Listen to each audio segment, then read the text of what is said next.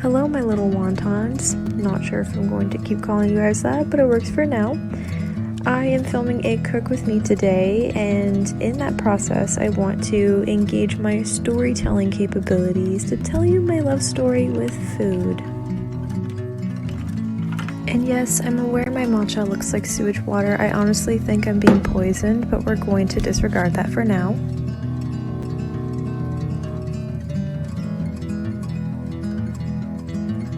Self-love looks different for everyone, and for me, my relationship with food has changed a lot over the past few years. Food is my love language, and I'll tell you a bit why.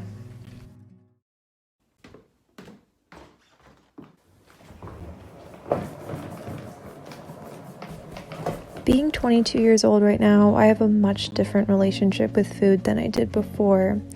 When I was growing up in high school and then even into the beginning of university, I feel like we all can relate to trying to figure out our bodies and being consumed with media and being shoved in our face what we're supposed to look like, only to realize as you grow older that the standard of beauty is completely in the eye of the beholder, and no matter what you do, you are never going to fit that perfect definition because it doesn't exist. It wasn't until I started seeing food as my love language when a lot of that perspective changed. Growing up in an immigrant household with my mom coming from China and my dad coming from Greece, I always viewed food growing up as something I should never take for granted. I always knew the privilege in having constant meals made for me every single day. And even though I was very picky with my vegetables, I learned to appreciate the time, effort, and energy that it took to create these meals for my family. This is my mother. She is the most selfless person I know. Ever since I was young, she's always worked 2 jobs just to make ends meet. Every time she would come home, she always fed everyone before she fed herself.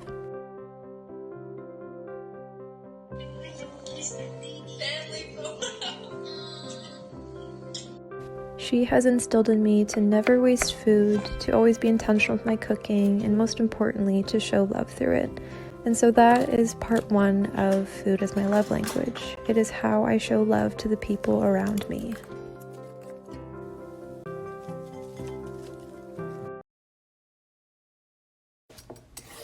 We all may speak different languages, but food is something that we can all understand.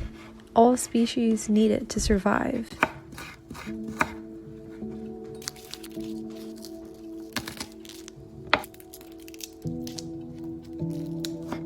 At most times of the day, my mind is racing with a lot of questions, a lot of uncertainty, and other stressors from school and work.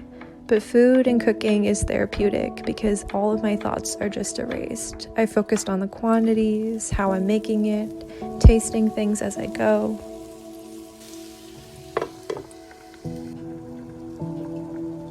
What you put in your body drastically impacts your mental health. If you aren't taking care of yourself and you're not eating foods that your body needs, you are doing yourself a disservice.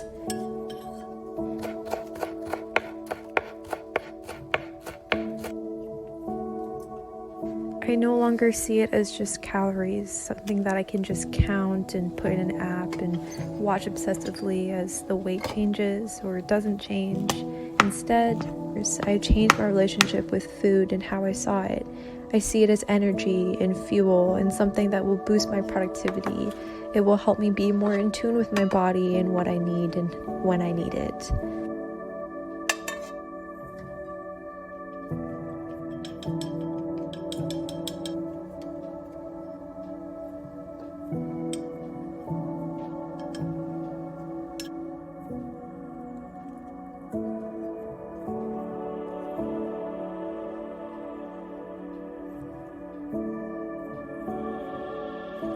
Whenever I cook, I clean my dishes almost immediately. It allows me to enjoy my time eating without worrying about a messy space. Space really matters for me in both my mental health and my ability to complete work. When it is overstimulated with a bunch of things everywhere, my mind feels foggy. So I highly recommend doing your dishes right away to make cooking feel less like a disaster zone.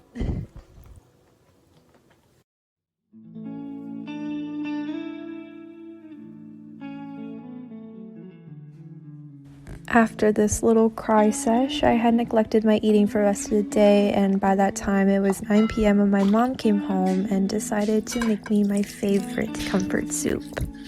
Food is also how I feel love from other people.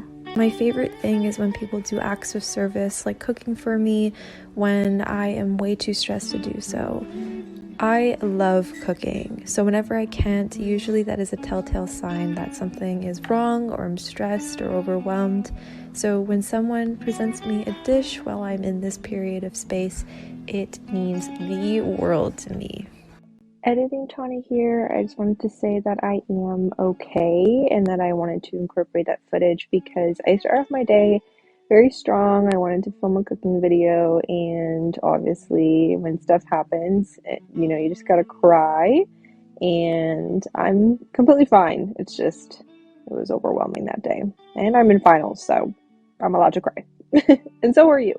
So, yeah, I just wanted to show that because, when I get to that point of like not eating and not feeding myself, because I had not eaten for the rest of the day, and it's like when I filmed the last part, it was like 9 p.m.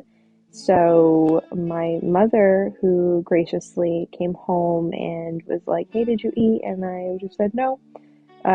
She cooked for me, even though I should be cooking for her because she had a long day. And so I'm eternally grateful. I just wanted to be vulnerable with you guys and show that aspect of my life. Anyways, I am okay.